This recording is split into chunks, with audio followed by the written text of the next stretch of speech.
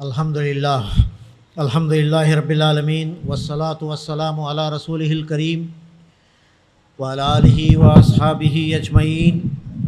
قال اللہ تعالیٰ فی القرآن المجید اعوذ باللہ من الشیطان الرجیم بسم اللہ الرحمن الرحیم ولا تہنوا ولا تحزنوا وانتم الاعلون ان کنتم مؤمنین۔ وقال تبارک و تعالیٰ یا ایھا الذین آمنوا اذا لقیتم فئۃ فاثبتوا واذکروا اللہ کثیرا لعلکم تفلحون واطیعوا اللہ ورسولہ ولا تنازعوا فتفشلوا وتذھب ریحکم واصبروا ان اللہ مع الصابرین۔ اما بعد، ڈائس پر تشریف فرما جماعت کے ذمہ داران مولانا محمد یوسف کنی صاحب، معاون امیر حلقہ مولانا اظہار اثر عمری صاحب ناظم علاقہ، اور حبیب صاحب یہاں منڈیا کے حلقے کے ناظم، عبد القادر صاحب معاون ناظم علاقہ، اور فاروق نشتر صاحب میسور۔ ہم جماعت کے ذمہ داروں کو اپنے اپنے ایریا کے حساب سے، جس علاقے کے وہ ذمہ دار رہتے ہیں، اس حساب سے ان کو یاد کرتے ہیں۔ اور یہاں آج کے اس اہم اجلاس میں تشریف لائے ہوئے منڈیا شہر کے محترم اور معزز برادران وطن، برادران اسلام، حضرات و خواتین، بہت خوشی و مسرت کی بات ہے کہ آج آپ سے ملاقات کا، تبادلہ خیال کا، اور اس وقت جو ملک کی صورتحال ہے، جو یہاں حالات ہیں، اس کے پس منظر میں ہم کو کیا کرنا ہے، ہماری ذمہ داری کیا ہے، ان حالات کو ہم کیسے بدل سکتے ہیں، اس کے سلسلے میں کچھ باتیں شیئر کرنے کا اور آپ کے سامنے رکھنے کا موقع مل رہا ہے۔ منڈیا حضرت ٹیپو سلطان شہید کا سے نسبت رکھنے والا شہر ہے، اور یہاں کے غیور اور غیرت مند مسلمان آپ ہیں، اور بجا طور پر منڈیا کے مسلمانوں سے ہم توقع رکھتے ہیں کہ وہ اپنی اس تاریخ کے شایان شان اور اسلام کی جو عظیم نعمت کے ہم امانت دار ہیں، اس کے شایان شان ہمارا کام اور ہمارا رول ہوگا۔ اس وقت ملک کی جو صورتحال ہے، اس کو کچھ تفصیل تو آپ نے سماعت فرمائی، مولانا محمد یوسف کنی صاحب نے بڑی تفصیل سے آپ نے بتایا کہ اس ملک میں مسلمانوں کا کیا ماضی رہا ہے۔ یہ ملک کی ایک بہت لمبی تاریخ ہے نا، یہ لوگ تو اب آئے ہیں حکومت میں، اب ان کی جو ہے 7-8 سال میں ہی جو حالت انہوں نے بنا کر رکھ دی ہے ملک کی، لوگ بس بس کر رہے ہیں، مگر ایک لمبا عرصہ مسلمانوں نے یہاں حکومت کی، اور 600-700 سال کے ایک لمبے عرصے میں اس ملک کو بنایا، اس ملک کی تعمیر کی، اس ملک کو ایک صورت دی۔ جیسا کہ بتایا گیا، یہ ہندوستان چھوٹے رجواڑے اور پرنسلی اسٹیٹس کا 500-600 ریاستوں کی ایک جگہ تھی۔ اس پورے ملک کو ایک بنانے والے، ایک جغرافک اینٹیٹی بنانے والے مسلمان تھے۔ ہم کو دوش دیا جاتا ہے نا کہ ملک کو انہوں نے ڈیوائیڈ کیا، ملک کی تقسیم کا ذمہ دار ہم کو بتایا جاتا ہے، حالانکہ حقیقت نہیں ہے۔ وہ ملک کو تقسیم کرنے کی ذمہ دار کانگریس ہے۔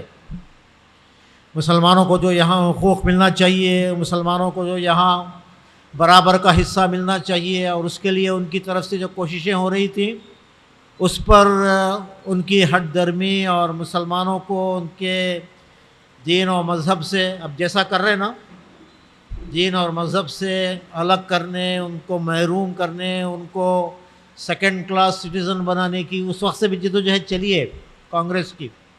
تو کانگریس ذمہ دار ہے اس ملک کو تقسیم کرنے کی، مسلمان تو اس ملک کو ایک 500-600 پرنسلی اسٹیٹس جہاں تھے، ریاستیں جہاں تھی، ایک ملک بنایا.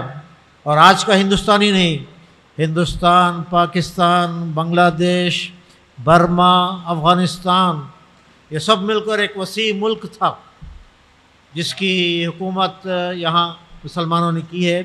چنانچہ ماضی کا تو بہرحال تفصیل آپ کے سامنے آئی ہے. میں اس موقع پر آپ کے سامنے اس وقت جو صورتحال ہے اس عظیم ملک کی، جس کو بنانے میں مسلمانوں نے اپنے خون سے اس ملک کو سینچا ہے، اور انگریز کی طرح نہیں کہ باہر سے آئے اور پھر اس ملک کی دولت کو اپنے ملک میں منتقل کیا اور پھر یہاں سے نکل کر چلا گئے. نہیں، مسلمان یہاں آئے اور یہی کے ہو کر رہے، اس وطن کو اپنا وطن بنایا. یہاں ہمارے آبا و اجداد مدفون ہیں اور یہ ملک ہمارا ملک ہے. چنانچہ اس تاریخ کو ہمیں نہیں بھولنا چاہیے. مگر افسوس کی بات ہے کہ آج اس ملک کو جس طرح جیسی صورتحال یہاں پیدا کر دی گئی ہے، علامہ اقبال کے اشعار میں کہا جائے تو وطن کی فکر کر ناداں، آفت آنے والی ہے، تیرے بربادیوں کے مشورے ہیں آسمانوں میں. یعنی اس ملک کا مستقبل آج جن لوگوں کے ہاتھ میں اقتدار ہے اس کی وجہ سے یہ ملک خطرے میں محسوس ہوتا ہے. یہ ملک جو ایک پلورل سوسائٹی تھا، ایک تکثیری سماج تھا، بہت سے مذاہب کے ماننے والے یہاں ایک زمانے سے رہتے آئے ہیں، آپسی بھائی چارے سے رہتے آئے ہیں، ایک دوسرے کی قدر کرتے ہوئے رہتے آئے ہیں. مگر آج یہاں نفرتوں کو بڑھاوا دیا جا رہا ہے، مذہب کی بنیاد پر، زبان کی بنیاد پر، علاقے کی بنیاد پر. یہاں تفریق کو اور ایک دوسرے کے ساتھ امتیاز کو بڑھاوا دیا جا رہا ہے، اس حد تک کہ لوگ پریشان ہیں کہ کہا نہیں جا سکتا کہ ہمارے پڑوس میں جو لوگ ہیں وہ ہمارے دوست ہیں یا دشمن ہیں. لوگ ایک دوسرے کو شک کی نگاہ سے دیکھنے لگے ہیں، ایک دوسرے کے ساتھ معاملات کرتے ہوئے آج آپ دیکھ رہے ہیں کہ لوگوں کو تردد ہوتا ہے، ہیزیٹیشن ہوتا ہے. چنانچہ اس ملک میں اب اس وقت جو صورتحال پیدا ہو گئی ہے، ایک طرف یہاں جو حکومت اقتدار میں آئی ہے یہ اپنے کارنامے اور لوگوں کی خدمت، گروتھ، ڈیولپمنٹ، لوگوں کے حقوق ادا ہوئے ہیں، خوشحالی یہاں پیدا ہوئی ہے، اس وجہ سے نہیں ہے بلکہ یہاں تو بے روزگاری بڑی ہے، یہاں تو بھوک مری بڑی ہے، اور خصوصاً کووڈ کے یہ 2 سال جو گزرے ہیں اس کے نتیجے میں لوگوں کی آمدنیوں میں گھاٹا ہوا ہے. آج گرانی بڑھتی جا رہی ہے، مہنگائی بڑھتی جا رہی ہے، اور جھوٹ کے وجہ سے، دھوکے سے، ظلم سے اور زبردستی سے یہاں اس وقت حکومت چلائی جا رہی ہے. یہ جو وعدے انہوں نے کیے تھے اور جس طرح کا اپنے کام کے سلسلے میں جھوٹ کا پروپیگنڈا انہوں نے کیا، میڈیا کا غلط استعمال کیا. میڈیا کیا ہے آپ جانتے ہیں اچھی طرح. آن کیجئے ٹی وی تو بس وہی، اس کی ایک دنیا ہی الگ ہے، وہ ایک الگ ہی جھوٹ جو ہے وہاں بکا جاتا ہے، حقیقت سے اس کا کوئی تعلق نہیں. پیڈ نیوز ہے، فیک نیوز ہے، اور جھوٹ کا ایک پروپیگنڈا ہے جو وہاں آپ دیکھتے ہیں. تو یہاں دھوکہ ہے، یہاں ظلم ہے خواتین پر، یہاں کے پچھڑے طبقات، آدیواسیز پر، شیڈول کاسٹ پر، مائنورٹیز پر ایک بات ہو تو کہی جائے. چنانچہ اس وقت حالات نہایت سخت ہیں اور اس وطن کی مستقبل کے سلسلے میں ہم سب کو واقعی سنجیدگی کے ساتھ غور کرنے کی ضرورت ہے. دوسری طرف آپ دیکھ رہے ہیں کہ اگرچہ اس ملک کو ایک سیکولر ملک کہا جاتا ہے اور یہی یہاں کی خصوصیت بھی ہے، اور یہاں کے لوگ مختلف مذاہب کے ماننے والے ہونے کے باوجود آپس میں بھائی چارگی سے، ایک دوسرے کے ساتھ مل کر، کوآپریشن سے، ٹالرنس کے ساتھ، محبت کے ساتھ، ایک دوسرے کے تعاون کے ساتھ جینے کے عادی ہیں. مگر فسطائیت جب سے یہاں زور پکڑ رہی ہے اور پکڑی ہوئی ہے. آپ دیکھ رہے ہیں کہ یہ زہر ہر طرف پھیل رہا ہے. اور ایک بات، ایک قانون ہو تو بات کہی جائے. جب سے یہ مودی 2.0 کا یعنی دوسرے دور کا آغاز ہوا ہے، آپ نے دیکھا کہ یہاں مسلمانوں کے خلاف، اسلام کے خلاف گویا کہ ایک ماحول بنایا جا رہا ہے، ایک نفرتوں کی اور غلط فہمیوں کی. اسلاموفوبیا بولتے ہیں نا، اسلاموفوبیا کو UN بھی ریکگنائز کیا. آج دنیا میں مسلمان اور اسلام کے خلاف غلط فہمیوں کا، مسکنسیپشنز کا، غلط پروپیگنڈے کا زور ہے، اور ان کی صحیح تصویر نہیں بلکہ اس کو مسخ کر کے، اس کو بگاڑ کر پیش کیا جا رہا ہے. چنانچہ اس کو ایک ایمرجنسی کے طور پر، ایک کرائسس کے طور پر UN بھی ریکگنائز کر رہا ہے. تو آپ دیکھ رہے ہیں کہ یہاں اس ملک میں ٹرپل طلاق بل پاس کیا گیا، اور 370 کو یہاں ابروگیٹ کیا گیا. کشمیر کی جو خصوصی حیثیت تھی اس کو چھین لیا گیا. بابری مسجد کا جو ایک افسوسناک واقعہ یہاں پیش آیا تھا، ایک لمبی مدت کے بعد جب توقع بن رہی تھی کہ مسلمانوں کے حق میں فیصلہ ہوگا، تمام شواہد اس کے حق میں تھے، مگر اس کے باوجود فیصلہ یہ ہوتا ہے کہ یہ بات صحیح ہے کہ بابری مسجد میں مورتیاں داخل کی گئیں، یہ بات صحیح ہے کہ بابری مسجد کو زبردستی منہدم کیا گیا، یہ بات صحیح ہے کہ بابری مسجد کے فاؤنڈیشن میں کوئی مندر کی کوئی ثبوت نہیں ملا، مگر اس سب کے باوجود آپ نے دیکھا کہ فیصلہ جو کیا گیا وہ مسجد نہیں بلکہ رام جنم بھومی کے حق میں فیصلہ کیا جاتا ہے. اور پھر آپ یہاں دیکھ رہے ہیں کہ کو سلاٹر کا، گاؤں کشی کا قانون یہاں ہے. لو جہاد کی بات یہاں کی جا رہی ہے. کیا لو جہاد؟ ایک لو جہاد بولتے ہیں، UPSC جہاد بولتے ہیں، اور کتنے ہی اس طرح کے الزامات ہیں جو مسلمانوں پر لگائے جا رہے ہیں. یہاں اینٹی کنورشن لا پاس کیا جا رہا ہے. یہاں اب یہ اعلان ہو رہا ہے کہ نیو ایجوکیشن پالیسی کے تحت بھگوت گیتا سب بچوں کو لازمی طور پر اسکولوں میں پڑھنا پڑے گا. نیو ایجوکیشن پالیسی کا اعلان کر کے یہاں جو مسلمانوں کا لمبا دور رہا ہے اس سے اور اس تاریخ سے اور اس ہسٹری کو ایریز کر کے، اس کو ختم کر کے پراچین تہذیب سے ہمارے بچوں کو جوڑنے کی کوشش یہاں کی جا رہی ہے. اور قریب میں ہمارے خواتین جس مسئلے سے، ہماری بچیاں حجاب کے جس مسئلے سے اس وقت متاثر ہیں، وہ آپ کے علم میں ہے کہ کس طرح ایک باعزت اور ان کی پاک دامنی کا، حیا کا، شرم کا ایک مہذب لباس سکارف کی شکل میں، حجاب کی شکل میں، اوڑھنی کی شکل میں، کم از کم بچیوں کو اس کے استعمال کے سلسلے میں جس دھاندلی کے ساتھ یہاں فیصلے کیے جاتے ہیں، یہاں روکا جاتا ہے، اور اس کو ختم کرنے کے لیے شال کا اچانک رواج شروع کیا جاتا ہے. اور اس بنیادی حق سے، جس کو مذہب کا ایک لازمی حصہ ہے، اسے تسلیم نہیں کیا گیا. کانسٹیٹیوشن میں یہاں یہ آزادی دی گئی آرٹیکل 25 کے تحت کہ یہاں کے ہر مذہب والے کو اپنے مذہب کے مطابق عمل کرنے کا، زندگی گزارنے کا، طور طریق کا، کلچر کی آزادی ہوگی. یہ بات کہی گئی مگر اس سے محروم کیا جا رہا ہے. یہاں کے کانسٹیٹیوشن میں آرٹیکل 19 ہے جس میں فریڈم آف ایکسپریشن ہے، آرٹیکل 21 ہے جس میں فریڈم آف پرائیویسی ہے، رائٹ ٹو ایجوکیشن ہے، رائٹ ٹو ایکویلٹی ہے، رائٹ ٹو نان ڈسکریمنیشن ہے.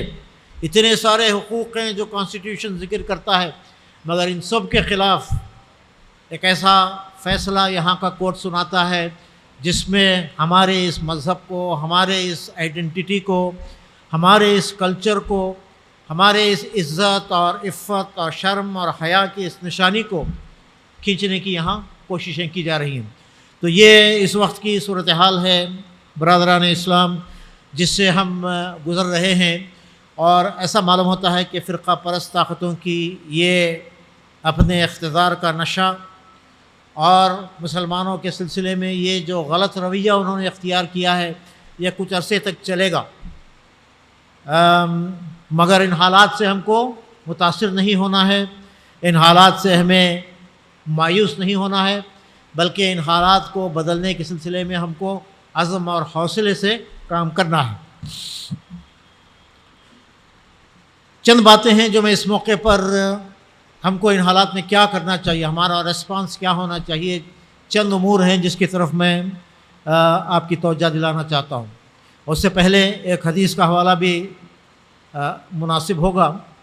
آج کے حالات اس وقت جیسے کچھ ہیں، اس کی تصویر آپ صلی اللہ علیہ وسلم کی اس مشہور حدیث میں، ابو داؤد کی اس حدیث میں بہت اچھی طرح اس کو کھینچا گیا ہے۔ اللہ کے رسول صلی اللہ علیہ وسلم نے آنے والے حالات کی پیشن گوئی کی ہے، بتایا ہے کہ کیا حالات اس امت پر گزریں گے۔ آپ فرماتے ہیں کہ یوشک الامم، یعنی ایک وقت آئے گا کہ اس امت پر دنیا کی دیگر اقوام اس طرح ٹوٹ پڑیں گی جس طرح بھوکے ایک دوسرے کو دسترخوان پر دعوت دیتے ہیں، کھانا چنا ہوا ہے، تیار ہے، اس طرح لوگ ایک دوسرے کو بلاتے ہیں نا اور ٹوٹ پڑتے ہیں نا دسترخوان پر۔ کچھ ایسی ہی کیفیت کا آپ صلی اللہ علیہ وسلم نے ذکر کیا کہ ایک وقت آئے گا کہ دنیا کی قومیں مسلمانوں پر ٹوٹ پڑیں گی جیسے بھوکے دسترخوان پر ٹوٹ پڑتے ہیں۔ صحابہ کو بہت تعجب ہوا کہ کیا مسلمانوں پر ایسے حالات بھی آئیں گے؟ تو کسی صحابی نے پوچھا کہ یا رسول اللہ، کیا یہ اس لیے ہوگا کہ مسلمان اس وقت تعداد میں کم ہوں گے، قلیل تعداد میں ہوں گے، کمزور ہوں گے؟ نہیں، آپ صلی اللہ علیہ وسلم نے جواب دیا، مسلمان تو اس وقت بہت کثیر تعداد میں ہوں گے، ان کی تعداد کوئی کم نہیں ہوگی۔ اور آپ دیکھ رہے ہیں نا آپ کہ دنیا میں 2 ارب مسلمان ہیں، 25% دنیا کی آبادی مسلمان آبادی ہے، اور ہمارے ممالک 58 ممالک ہیں، 200 کے قریب UN میں ممالک رجسٹرڈ ہیں، تو اس میں 50 پر 8 ممالک مسلمان ممالک ہیں۔ آج ہمارے پاس پیٹرول کی دولت ہے، ہم دنیا میں ایک ایسی جگہ، دنیا کے مرکز میں مسلمان قومیں آباد ہیں۔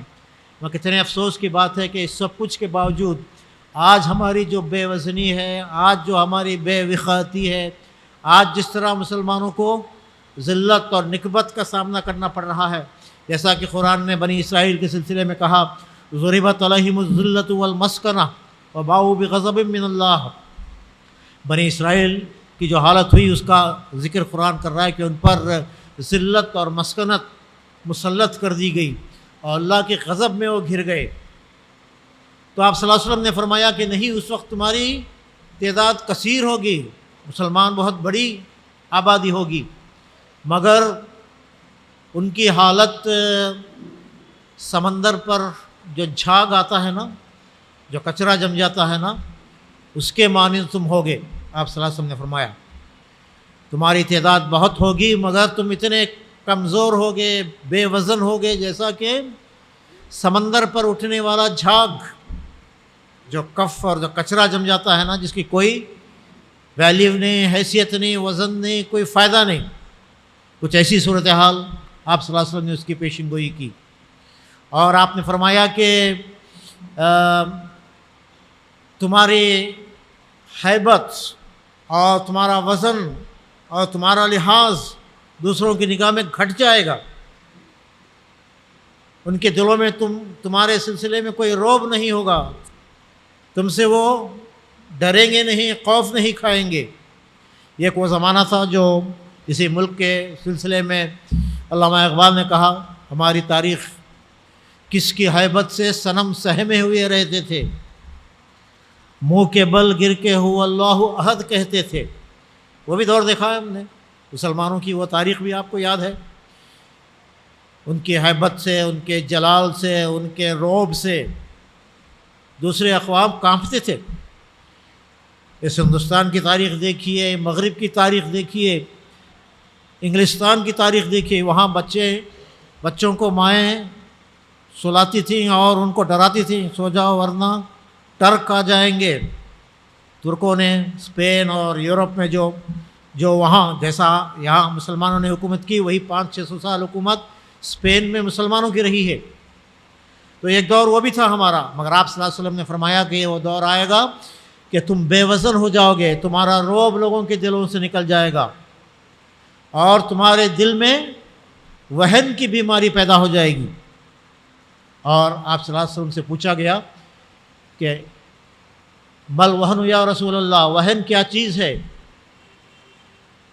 تو آپ صلی اللہ علیہ وسلم نے فرمایا کہ دنیا کی محبت اور موت سے کراہت، حب الدنیا و کراہیت الموت، یہ وہ بیماری ہے جو مسلمانوں کو لاحق ہوگی، اور اس بیماری کا اگر ہم علاج کریں گے، اس سے ہم اپنے آپ کو نکالیں گے، تو انشاءاللہ ہمارے دن بدل سکتے ہیں، ہمارے لیے دور بدل سکتا ہے۔ وہن کم ہمتی کو، بزدلی کو، پست ہمتی کو، اس کو کہتے ہیں۔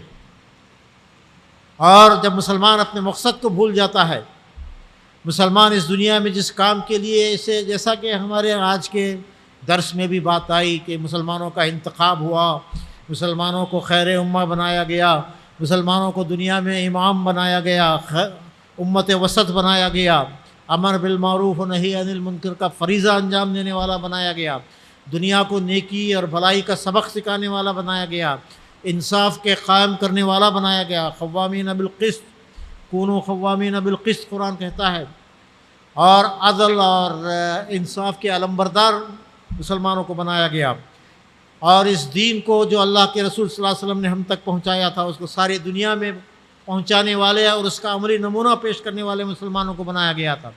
مگر ہم اپنے اس کام سے، اپنے اس مقصد زندگی سے چونکہ ہم نے غفلت برتی، چنانچہ آپ دیکھتے ہیں کہ آج مسلمان اس حالت میں اپنے آپ کو پا رہے ہیں۔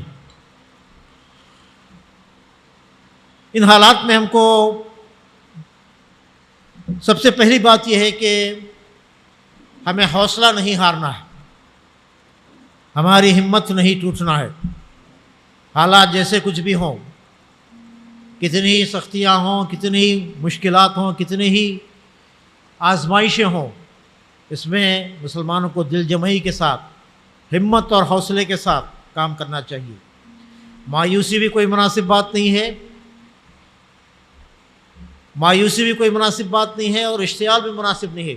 حالات سے اس قدر مایوس ہو گئے، مرعوب ہو گئے اور خوفزدہ ہو گئے، اور الگ تھلگ پڑھ رہے ہیں، اور آج جیسا کہ ہم دیکھ رہے ہیں کہ مسلمان جس طرح ڈس ایمپاور کیے جا رہے ہیں، معاشی طور پر، سیاسی طور پر، تعلیم کے اعتبار سے ہم سب کمزور سے کمزور تر ہوتے جا رہے ہیں، الگ تھلگ پڑھ رہے ہیں۔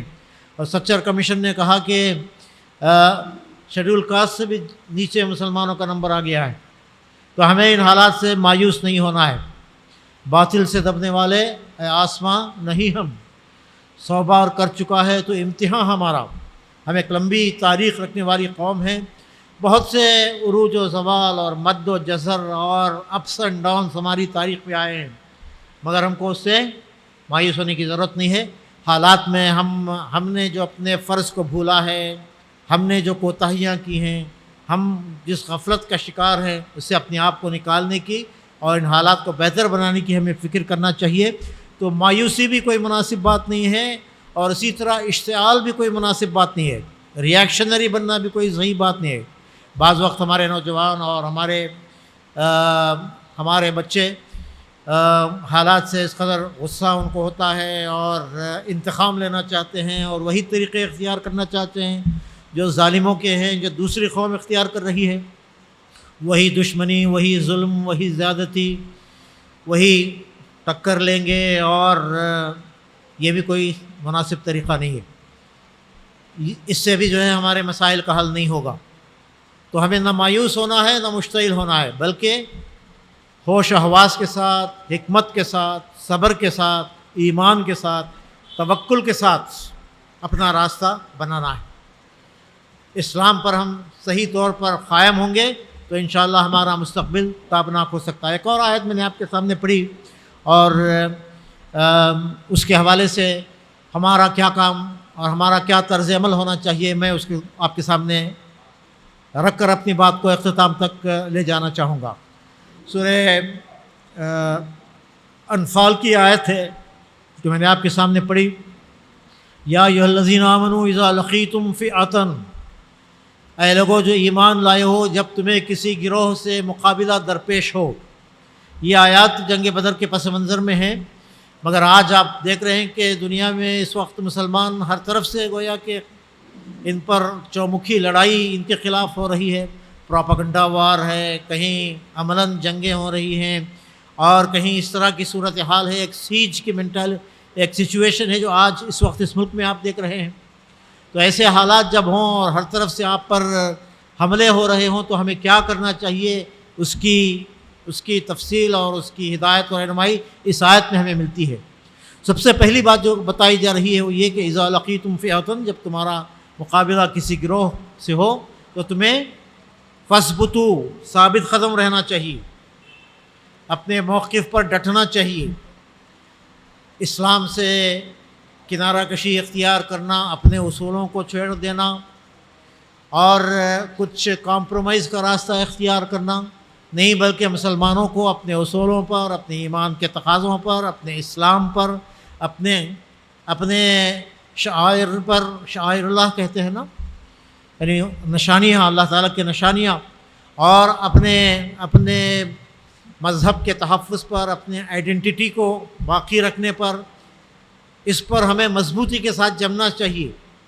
کمزور پڑنا، وہن کا شکار ہونا، پست ہمت ہونا، ولا تہنوا ولا تحزنوا، نہ تم پست ہمت ہو اور نہ تم غم کرو. انتم الاعلون ان کنتم مومنین، قرآن نے کہا تم ہی غالب رہو گے اگر تم مومن ہو. تو ایک بات ان حالات کے سلسلے میں کرنے کی یہ ہے کہ ہمیں ثابت قدم رہنا چاہیے. دوسری بات جو کہی جا رہی ہے وہ یہ کہ وَاذْكُرُوا اللَّهَ كَثِيرًا لَعَلَّكُمْ تُفْلِحُونَ، کثرت سے اللہ تعالیٰ کو یاد کرو، اس کا ذکر بجا لاؤ، اسی سے تمہیں فلاح نصیب ہوگی. ہماری طاقت کا اصل راز اللہ تعالیٰ کی مدد اور نصرت ہے. دنیا کے ہزار کام ہم کر لیں، ہزار جتن ہم کر لیں، مگر اللہ تعالیٰ کی مدد اور نصرت سے ہم محروم رہیں، اس کے تعاون اور اس کی نصرت کے ہم اپنے آپ کو حقدار نہ بنائیں تو ہماری بازی کبھی ہم نہیں جیت سکتے.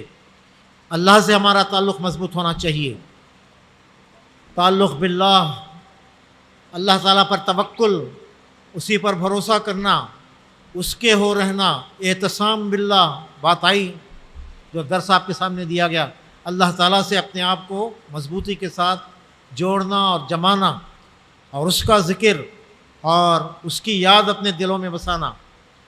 اس سے جو طاقت ملتی ہے، اس سے جو ہمارے دلوں کو سکون اور اطمینان نصیب ہوگا، کسی اور ذریعے سے نہیں ہوگا. پھر کہا گیا اطیعوا اللہ و رسولہ، ہمیں اللہ و رسول کی مکمل اطاعت کرنا چاہیے. آسان کام ہے کر لیا، مشکل کام ہے چھوڑ دیا. قرآن سوال اٹھاتا ہے افتؤمنون ببعض الکتاب وتکفرون ببعض، کیا تم قرآن کے ایک حصے پر ایمان لاتے ہو اور دوسرے حصے سے مکر جاتے ہو؟ حالانکہ اسلام کا مطالبہ کیا ہے؟ ادخلوا فی السلم کافہ، داخل ہو جاؤ اسلام میں پورے کے پورے. آج ہمیں جائزہ لے کر دیکھنا چاہیے کہ ہماری زندگی میں کتنا اسلام ہے. اللہ و رسول کے ساتھ محبت کا دعویٰ تو ہم کرتے ہیں، مگر ان کی اطاعت، اللہ کی اطاعت، اللہ کے رسول کی اطاعت، آپ صلی اللہ علیہ وسلم نے جو سنت ہمارے لیے چھوڑی ہے اس کا اتباع ہم کہاں تک کر رہے ہیں؟ کامیابی کا راز یہ ہے کہ میں اللہ و رسول کی اطاعت کرے. اور پھر فرمایا وَلَا تَنَازَعُوا فَتَفْشَلُوا وَتَذْهَبَ رِيحُكُمْ، تنازع کا، تفرقے کا، اختلاف کا، انتشار کا، دشمنی کا شکار نہیں ہونا ہے. مسلمانوں کو متحد رہنا ہے، ایک جان ہو کر رہنا ہے. اس امت کو اللہ کے رسول صلی اللہ علیہ وسلم نے بنیان مرصوص کہا، سیسا پلائی ہوئی دیوار کی طرح. مگر آپ دیکھیے آج صورتحال کیا ہے، جماعتوں میں، فرقوں میں، مسلکوں میں آج ہم بٹے ہوئے. اس طرح بٹ کر، اس طرح آپس میں انتشار کا شکار ہو کر آپ اپنے مستقبل کو سنوار سکتے ہیں، اپنا کو بات منوا سکتے ہیں، آپ کا اپنا کوئی حق حاصل کر سکتے ہیں. خصوصاً جمہوریتوں میں جب تک مائنارٹی متحد نہیں ہوتی، منظم نہیں ہوتی اور اپنے حقوق کے لیے ایک پرعزم جد و جہد نہیں کرتی، کوئی آپ کو سلور پلیٹر پر رکھ کر آپ کے حقوق نہیں دے گا. اور آج جس طرح ہمارے حقوق کو ختم کرنے کی جد و جہد ہو رہی ہے آپ جانتے ہیں. منفعت ایک اس قوم کی، نقصان بھی ایک. علامہ اقبال نے جو بات کہی ہے انہی کے اشعار میں آپ کو پیغام دینا چاہتا ہوں منفعت ایک، اس قوم کی نقصان بھی ایک ہی سب کا نبی، دین بھی، ایمان بھی ایک، حرم پاک بھی، اللہ بھی، قرآن بھی ایک۔ کچھ بڑی بات تھی جو ہوتے مسلمان بھی ایک۔ فرقہ بندی ہے کہیں اور کہیں ذاتیں ہیں، کیا زمانے میں پنپنے کی یہی باتیں ہیں؟ زمانے میں اگر آپ آگے بڑھنا چاہتے ہیں، پنپنا چاہتے ہیں، ترقی کرنا چاہتے ہیں تو اتحاد کے بغیر یہ ممکن نہیں۔ ایک ہو جائے تو بن سکتے ہیں خورشید مبین، سورج کی طرح چمک سکتے ہو آپ، طاقتور بن سکتے ہو آپ، ورنہ ان بکھرے ہوئے تاروں سے کیا کام بنے۔ اس طرح ہم بکھرے ہوئے رہیں گے تو ظاہر بات ہے کہ کوئی کام ہمارا نہیں بنا سکتا۔ چنانچہ ولا تنازعوا، تنازع کا شکار نہ ہو، فتفشلوا، اس سے کیا ہوگا؟ تمہارے اندر کمزوری پیدا ہوگی، وتذهب ريحكم، تمہاری ہوا اکڑ جائے گی۔ اور آج آپ دیکھ رہے ہیں کہ مسلمانوں کو کس طرح بے وزن کر دیا گیا۔ آپ کی کوئی ضرورت نہیں ہے اس ملک میں، سیاستدانوں کو، سیاسی پارٹیوں کو 80-20 کا فارمولہ چل رہا ہے۔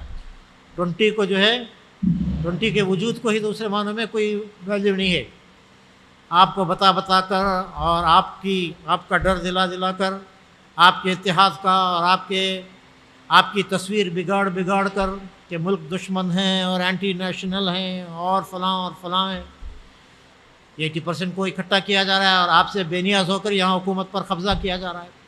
چنانچہ ہمارا اتحاد بہت ضروری ہے اگر ہم اپنے مسائل کا حل یہاں چاہتے ہیں۔ وَاصْبِرُوا، آخری بات جو اس آیت میں بتائی جا رہی ہے وہ یہ کہ ان حالات کا مقابلہ ہمیں صبر کے ساتھ کرنا چاہیے، بزدلی کے ساتھ، حالات سے کٹ کر، بے پرواہ ہو کر، منتشر ہو کر نہیں، بلکہ پرعزم ہو کر۔ صبر اردو میں چاہے نگیٹو کانسیپٹ ہو، مگر عربی میں صبر بہت ایک مثبت عمل، ایک پرو ایکٹیو جدوجہد کا نام ہے۔ اپنے موقع پر ڈٹنا، اپنے اصولوں پر جمنا، اپنے ضرورتوں کو پورا کرنے کے لیے ایک لگاتار جدوجہد کرنا، پرسسٹنس کو، پرسیویئرنس کو، کانسٹنٹ اسٹرگل کو، مثبت جدوجہد کو۔ قرآن کہتا ہے اصبروا وصابروا ورابطوا، صبر کرو اور صبر کے معاملے میں دوسروں سے بازی لے جاؤ، دوسرے اپنے مقصد کے لیے جو جدوجہد کر رہے ہیں اس سے زیادہ جدوجہد تم کرو، اور ورابطوا، اور باہم مربوط رہو، لعلکم واتقوا اللہ لعلکم تفلحون، اور اللہ سے ڈرو تو تمہیں فلاح نصیب ہوگی۔ تو حضرات گرامی، یہ ہمارے لیے اصول ہیں کامیابی کے۔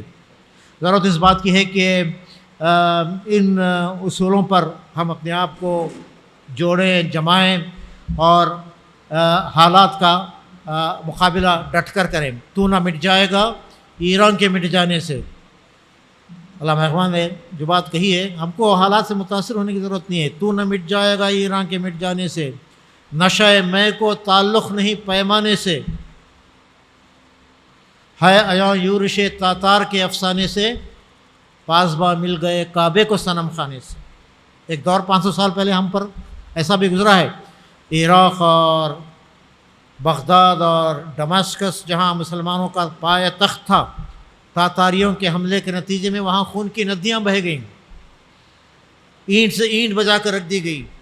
مگر اسلام کے اندر یہ طاقت ہے، قرآن کی یہ قوت ہے کہ وہی تاتاری جو مسلمانوں کو تہ تیغ کیے اور اس طرح نیست و نابود انہوں نے گویا کہ کر دیا تھا، وہی تاتاری اسلام سے مغلوب ہوئے، اسلام انہوں نے قبول کیا اور دوبارہ ٹرکس کی شکل میں، تاتاریوں کی شکل میں، کرڈز کی شکل میں دنیا میں مسلمانوں کی قوت ابھری۔ صلاح الدین ایوبی انہی ٹرکس میں سے، انہی کرڈز میں سے نکلے، اور آپ جانتے ہیں سلطنت عثمانیہ تک 1924 تک یہ دور ہمارا چلتا رہا۔ چنانچہ اسلام کے اندر جو خوبی ہے، اسلام کے اندر جو قوت ہے، قرآن کے اندر جو پیغام ہے، آج دنیا مصیبتوں کی ماری، خود غرضیوں کی ماری دنیا ہے۔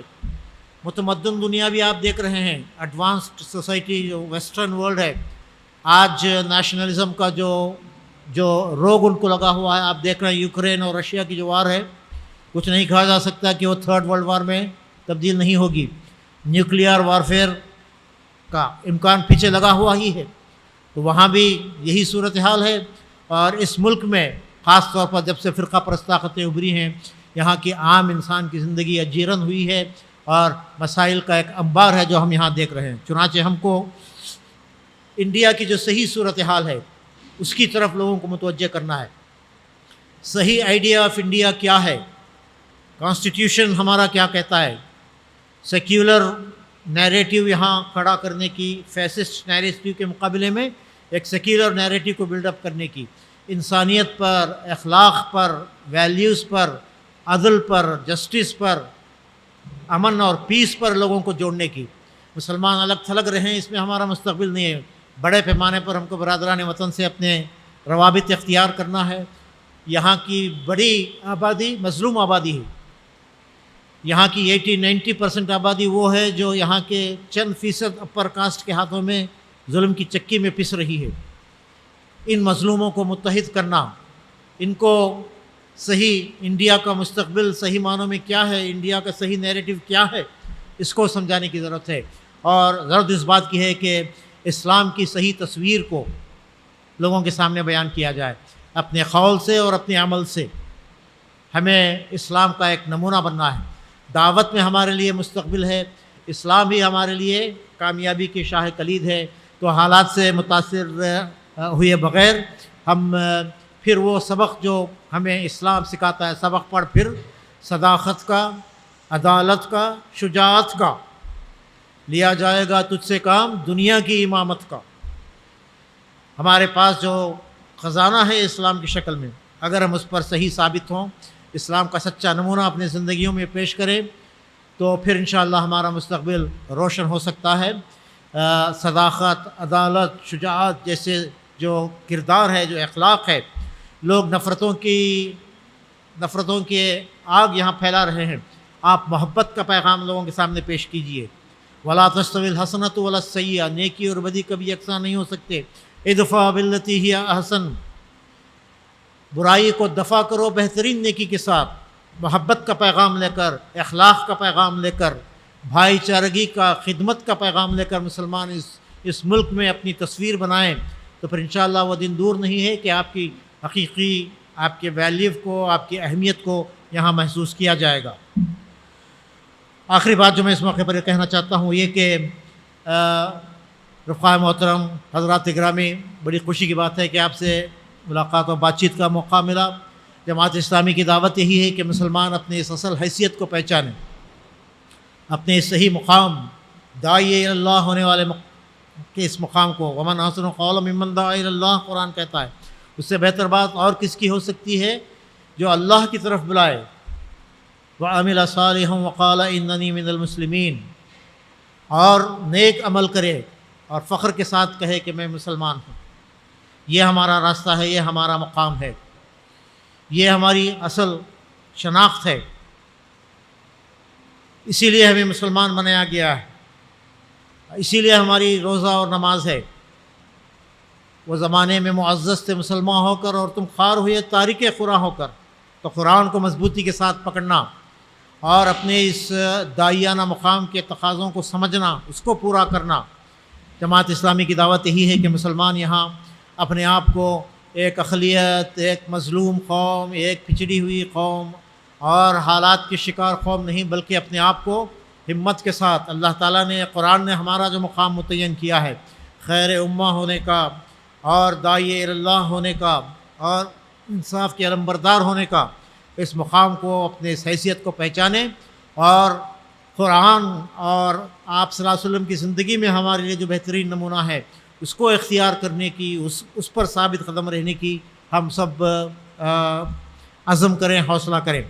چنانچہ جماعت اسلامی اس ملک میں ایک لمبے عرصے سے مسلمانوں کے درمیان اصلاح معاشرہ کا، مسلمانوں کو صحیح معنوں میں مسلمان بنانے کا، اسلام کا نمونہ بنانے کا، اسلام کے تعلیمات کو عام کرنے کا، جماعت اسلامی کا ایک وسیع لٹریچر ہے جس کی میں دعوت دیتا ہوں کہ آپ مطالعہ کریں، جس سے قرآن اور سنت اور اسلام کے کیا تعلیمات ہیں اس کو سمجھا جا سکتا ہے۔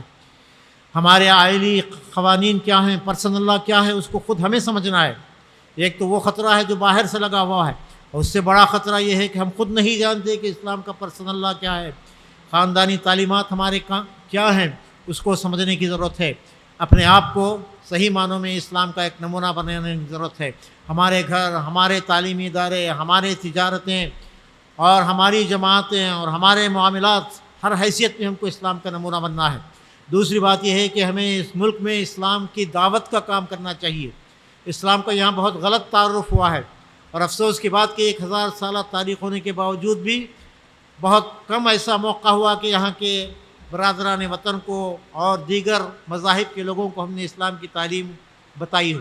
آج ضرورت ہے کہ اسلام کا صحیح نمونہ اپنے قول سے بھی اور اپنے عمل سے بھی دنیا والوں کے سامنے، اس ملک کے باشندگان کے سامنے ہم پیش کریں۔ جماعت اسلامی دعوت کا کام انجام دے رہی ہے، جماعت اسلامی اصلاح معاشرہ کا کام انجام دیتی ہے، جماعت ہمارے اس ملت کے تحفظ اور ترقی کے لیے کام انجام دے رہی ہے۔ اس ملت کے جو مسائل ہیں اس کو کیسے حل کیا جائے، مسلمانوں کے اندر اتحاد کیسے پیدا کیا جائے، ایک جان کیسے ان کو بنایا جائے، مسلم پرسنل لاء بورڈ ہے، مجلس مشاورت ہے، ایسے اداروں کے قیام کے سلسلے میں جماعت کوشاں رہی ہے۔ خدمت خلق کے بڑے پیمانے پر کام جماعت انجام دیتی ہے، اور تعلیم کے میدان میں کتنے ہی کام، کتنے ہی اسکول، کتنے ہی ادارے جماعت کھڑا کرتی ہے۔ اور اس ملک کے مسائل، عدل و قسط کا جو یہاں سب سے بڑا سوال ہے، مسئلہ ہے، اس کے لیے دیگر اقوام کے ساتھ مل کر ہم کوششیں کرتے ہیں۔ کمیونل ہارمونی کو مینٹین کرنے کے لیے، سدبھاونا منچ قائم کرنے کے لیے کتنے ہی کام ہیں جو جماعت یہاں انجام دے رہی ہے، اور جو لوگ اس کے ساتھ جڑ کر کام کرتے ہیں ان کو ان کی تربیت اور تنظیم کا کام بھی جماعت اسلامی انجام دیتی ہے۔ میں اس موقع پر آپ کو جماعت اور جماعت کی دعوت کو سمجھنے اور اس کا تعاون کرنے کی اپیل کرتا ہوں، اور آج کے حالات میں مسلمانوں کو مایوس ہوئے بغیر، مشتعل ہوئے بغیر، پرعزم ہو کر صبر کے ساتھ اپنے مستقبل کو بنانے، صحیح ہندوستان کی تصویر کو اجاگر کرنے اور اسلام کی دعوت کے علمبردار ہو کر کھڑے رہنے کی میں دعوت دیتے ہوئے اپنی بات کو ختم کرتا ہوں۔ وآخر دعوانا ان الحمد للہ رب العالمین۔